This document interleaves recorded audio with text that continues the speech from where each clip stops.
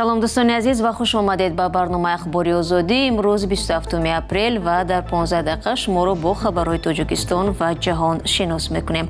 нахуст сархати мавзӯъҳо. президенти амрико Дональд Трамп фарди ҳамлавар ба маҳфили хабарнигоронро марди бемор ва пур аз нафрат номид. наздикони як сокини ноҳияи Балҷивон ки бар асари тирандозӣ аз сараш маҷрӯҳу маъюб шудааст, муҷозоти айбдоршавандаро талаб доранд. Yazor şabina دیگه چی میکنم اینه مرده که زده تریکه خیلی یا پاس میشه یا دستش میشه میگفتیم خیلی میشه این مرد سرش دایستده که тасмим гирифта шуд, аммо ҳанӯз ба иҷро надаромадааст. хушҳолии шаҳрвандони Тоҷикистону Ӯзбекистон аз имкони сафар ба қаламравҳои ҳамдигар бо шиносномаҳои дохилӣ. паспорти пластикати иҷозат гиранду мисол рафту омад агар ба ҳамин паспорти пластик шавад ку бовар кунед беҳтарин мешавад. мақомоти Тоҷикистон ва Ӯзбекистон розӣ шуданд ки сафари шаҳрвандони ду кишварро бо шиносномаҳои дохилӣ ё ID-кортҳо ба қаламрави ҳамдигар иҷозат диҳанд. ин нукта дар протоколи байни ҳукуматии ду кишвар дард шуда ҳанӯз ба иҷро надаромадааст. ҳукумати Тоҷикистон чанде пеш онро тасдиқ кард. ҳамакнун гуфта мешавад ки он бояд ба зудӣ амалӣ гардад. шаҳрвандони ду кишвар дар суҳбат бо Фарзон Муҳаммадӣ гуфтанд ки ин ҳолатро дер боз интизоранд. паҳн шудани хабари сода кардани низоми равоа байни Тоҷикистону Ӯзбекистон шаҳрвандони ду кишварро хушнуд кардааст. радиои озодӣ рӯзи 17 апрел нусхаи санадеро дид ки тибқи он шаҳрвандони Тоҷикистон метавонанд бо шиносномаи дохилӣ ё ID-корт ба Ӯзбекистон сафар кунанд, аммо ба шарте ки дар ҳудуди он кишвар бимонанд ва ба давлатҳои дигар аз ҷумла Русия нараванд.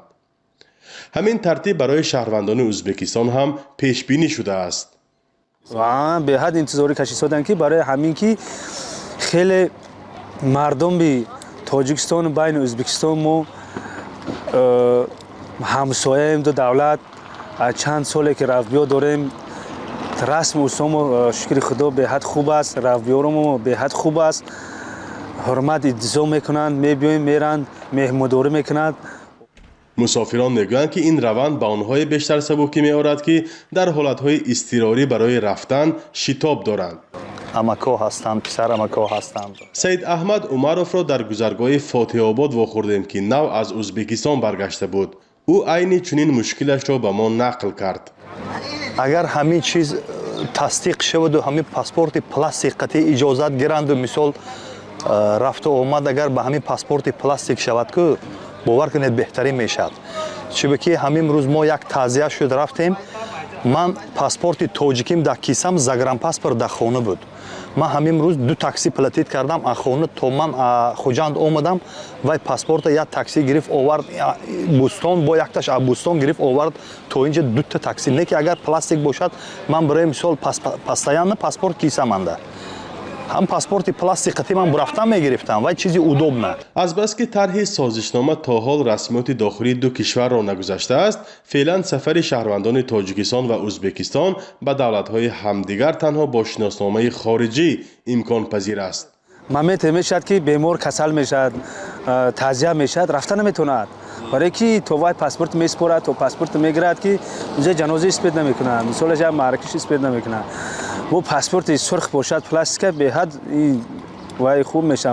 چند پیش نماینده سفارت ازبکستان در تاجیکستان گفت که ازبکستان این سند را امضا کرده منتظر پذیرفته شدنش از سوی تاجیکستان است. شهروندان تاجیکستان و ازبکستان به خصوص آنهایی که در منطقه مرزی زندگی میکنند بارها درخواست کردند که سفر به دو کشور با شناسنامه داخلی صورت گیرد. شوکت میرزیویف رئیس جمهوری ازبکستان سال 2024 گفته بود که کشورش میخواهد روابط شهروندانش با تاجیکستان و قزاقستان با شناسنامه داخلی امکان پذیر شود. البته پاسپورت بلند آسان بود. البته با شناسنامه داخلی قلای می شود. دو شناسنامه رو همراه گرفته گشتن لازم نمی شود و با یک شناسنامه به کشوری همدیگر می گذاریم. من در نمنگان زندگی می کنم. توسط تاشکند به دیدن خویش و تباران به خوجند رفته ایستادم. روای من زیاد است چون که در اینجا اکا و خواهر و جیان هایم زندگی می کنند. نمنگان گفت که تمام.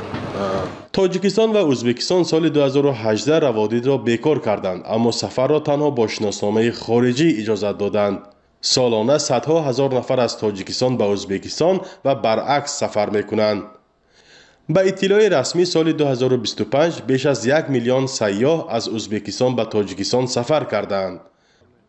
фарзон муҳаммадӣ, радиои озодӣ, ноҳияи мастчоҳ. рӯй меорем ба мавзӯъҳои дигар. Доналд Трамп, раиси ҷумҳурии Амрико, рӯзи 26 апрел гуфт, шахсе ки қасд дошт ҳангоми зиёфати солонаи хабарнигорони Коҳи сафед ба мансабдорони баландпоя ҳамла кунад, як эъломияи зидди масеҳӣ ва кинаву адовати зиёд дар дил доштааст. ба гуфтаи Трамп, ҳамлагарро дуртар аз толори меҳмонхона ки мизбонӣ он ҷо сурат мегирифт боздошт карданд. ҳамкорам Тоҳири Сафар гузориш медиҳад. Доналд Трамп рӯзи якшанбе дар суҳбат бо телевизиони Fox News гумонбар ба тирандозии шабии шанберо фарди беморӣ номид. ӯ гуфт ҳамлагар як нақшаи зидди масеҳӣ ва дар дил нафрати зиёд доштааст. дар пайи тирандозӣ Доналд Трамп ва аъзои ҳукумати ӯро ҳамон лаҳза аз бино берун карданд ва ба касе осеб нарасид. як маъмури амниятӣ ҳадафи тир қарор гирифт, аммо ҷавшанаш ӯро наҷот дод. ӯ пешакӣ дар меҳмонхонаи Вашингтон Хилтон маскан гирифт. он шом хост вориди толор шавад ва ба сӯи як маъмури хадамоти амниятӣ аз туфанг тир андохт, вале дастгир шуд.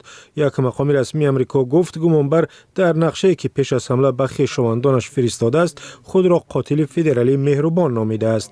Тод Бланш, додистони кулли муваққати Амрико, дар суҳбат бо телевизиони NBC гуфт, ҳадафи эҳтимолии ҳамла худи Трамп ва аъзои калидии ҳукумати ӯ буданд. маъмурони пулис хонаи гумонбарро дар Калифорния ҷустуҷӯ карданд. Тод Бланш афзуд ки ба Кол Томас Аллен рӯзи душанбе дар як додгоҳи федералӣ иттиҳом эълон мекунанд ва эҳтимол дорад ки айбномаи ӯ бо гузашти вақт васеътар шавад. Ҷефри Карол, сардори муваққати пулиси Вашингтон, гуфт гумонбар бо як туфанг, туфангча ва чандин корд мусаллаҳ будааст.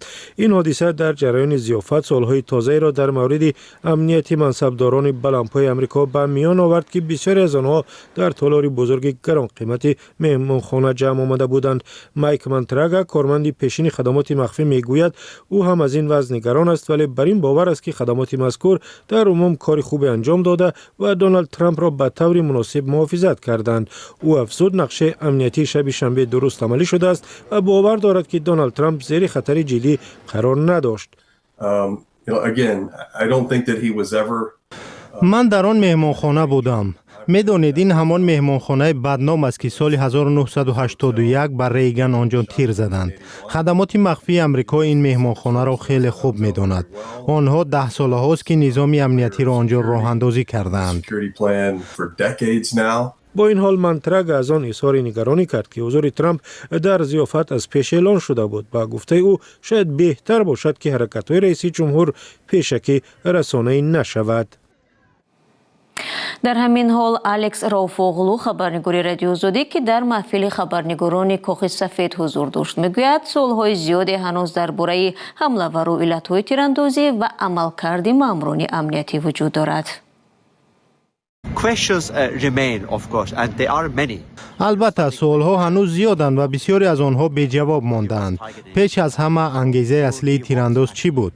ӯ кӣ ва кадом мансабдорро нишон гирифтанӣ буд ва чӣ гуна тавонист вориди меҳмонхона шавад? маълум шуд ки ӯ воқеан дар ҳамон меҳмонхона ҳуҷра гирифта иқомат мекардааст.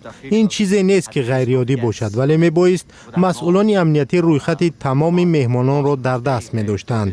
дар ҷараёни чунин як маҳфили сатҳи баланд ва пурсарусадо, маъмурони амниятӣ бояд дақиқ медонистанд ки дар ин лаҳзаҳо кӣ дар дохили бино ҳузур дорад.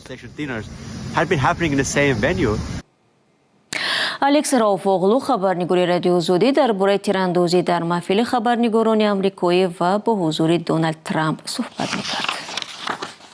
салом, агар хату хабар мехоҳед мо дорем. навиди бомдодӣ, сархати хабарҳо, ахбори Тоҷикистон ва ҷаҳон, гузоришҳо ва таҳлилҳо. чӣ мегузарад ва чаро? донистан, фаҳмидан аст. замима ё апи моро бигиред. شما برنامه اخباری رادیو آزادی رو تماشا دارید. مقامات رسمی تاجیکستان گفتند که سال گذشته بیش از 72000 نفر از شهروندان کشور با هدف کار به خارج رفتند که در مقایسه با سال 2024 تقریبا 100000 کس کمتر است. در امور رسمی رفت آمد مهاجران که امروز به دست رادیو آزادی رسید آمده است، در سال 2024 بیشتر از 790000 نفر به مهاجرت کاری رفتند و در بین آنها زیاده از 200000 نفرشان زنان بودند. درباره سبب‌های میل کمتر مردم به مهاجرت مهنتی را نگفتند، اما بنا به گزارش‌ها سخت شدن مقررات کار و اقامت در روسیه میزبان اساسی مهاجران تاجیک از علت‌های کاهش مهاجرت تاجیکان شده است. جامعه شناسان بدرفتاری ماموران ملیسا با مهاجران تاجیک از راه بازگردانیدن شهروندان تاجیکستان و به روسیه راه ندادن هزاران نفر آنها را از سبب‌های دیگری کمتر شدن این روند می‌دانند. در ولایت ختلان اعضای یک خانواده میگویند 6 ماه باز دنبال عدالت میگردند. مرد این عائله زمستان سال گذشته از تیر کمانی شکاری ساکن ناحیه بلجوان مجروح گردیده است. او زنده ماند اما معیوب شد. به گفته نزدیکان جبر دیده تا هنوز مرافعه دادگاهی نسبت گمانبر شروع نشده است و نگرانند که تیرانداز بی جزا میماند. چون و چرای این حادثه را همکارم مومن احمدی نقل میکند. بعد از یک تیراندازی ساکن 44 ساله بلجوان از سرش زخمی و معیوب شد. تیرانداز را در بیمارستان امراض روحی بستری کردند و نزدیکان جبر دیده نگرانند که با این راه گناهکار به جزا خواهد ماند. ماه دکبر سال 2025 وقتی که تیر به سرش خورد، هیچ کس باور نداشت سیفالدین حیدرов زنده میماند. او را فضلالدین قربانوف با کمان شکاری پراند. حادثه در ناحیه بلجوان در حال رخ داده است که سیفالدین حیدرов میگوید در جستجوی اسب‌هایش به زمین‌های فضلالدین قربانوف وارد شده است. صاحب زمین او و شریکانش را دزد گمان کرده و آتش کشیده است. با سر اسمون رفتیم در اونجا با خوردیم و دید یک گروه امروش خطیبت گفته که چی بستین که میپرونم. ما گریختیم، تیر خالی کرد به سیمو. تیر خالی کرد با آیدمون تعقیب کرد، 3 تیر دیگه زد و 5م تیرش رسید. تیر به سر سیفالدین زد و در مغز آن درماند. پزشکان هرچند توانستند کار کنند که او زنده ماند، اما تیر را بیرون آوردن نتوانستند. دادستان ولایت ختلان نسبت فضلالدین با گمان سوء قصد به کشتار پرونده باز کرد. نزدیکان سیفالدین میگویند آن هم بعد نامه‌شان به دستگاه پرزیدنت. بعد با پروکراتورای گنرالی فرمان داده، ای پروکراتورای گنرالی ولایت ختلان آمد. ای ولایت ختلان ما دائما خیلی جواب گشت که اینم خیلی مداوقتی گناهگار که گشتگی 32 قسم 3 و 104. معلوم نیست آیا عیبدار شونده وکیل مدافع دارد یا نه، اما برادر او اصلالدین قربانوف روزی 24 اپریل بر رادیو آزادی وعده کرد که پس از نصف روزی موقع طرف خود را شرح خواهد داد، اما در تماس بعدی گفت نمیخواهد در این باره صحبت کند. تفتیش پرونده 6 ماه باز دوام دارد و نزدیکان جبر دیده از این ناراحتند. مفتش سیراج‌الدین ابراهیم زاده در یک صحبت تلفنی گفت که تفتیش به پایان رسیده، پرونده به دادگاه رفته است. او از شهری بیشتر قضیه خودداری کرد. همسر سیفالدین حیدرов میگوید نزدیکان عیبدار شونده تلاش دارند که او به جزا ماند. میخوام که جزا شبیه دیگه چی میکنم؟ این مرد که زده تری که خیلی یا پاش میشه یا دستش میشه میگفتیم خیلی میشه این مرد سر ایستاده که بوده که من دقیقی چی میدونی چی میشه و حالی بوده که و حالی خونه ما. حالا یک طرفی بدن سیفالدین حیدرov فلج شده، پزشکان او را معیوب گروه یکم شمردند. نزدیکانش میگویند کشور قانون دارد و تا گناهکار جزا نگیرد آنها از شکایت دست نخواهند کشید. و روز 27 اپریل در شهر دوشنبه و گوشه‌های دیگر تاجیکستان زمین لرزه سختی ثبت شده است. کمیته حالت‌های فوق‌العاده با تکیه به مرکزی زلزله سنجی خبر داد که زمین لرزه ساعت 11:46 رخ داده، تلفات جانی و خسارات در پی نداشته است. دوستان عزیز، نشر نوبتی اخبار آزادی در همین جا به پایان رسید. تشکر که ما را همراهی کردید. خبر و گزارش‌های بیشتر از این را چون همیشه میتوانید از سامانه ما azadi.org و صفحه‌هایمان در شبکه‌های اجتماعی تیک تاک و تلگرام، فیسبوک و اینستاگرام و یوتیوب و ایکس پیدا نمایید. اگر شما نیز خبری دارید به ما فرستید. تا فردا خود را احتیاط کنید و خدا نگهدارت.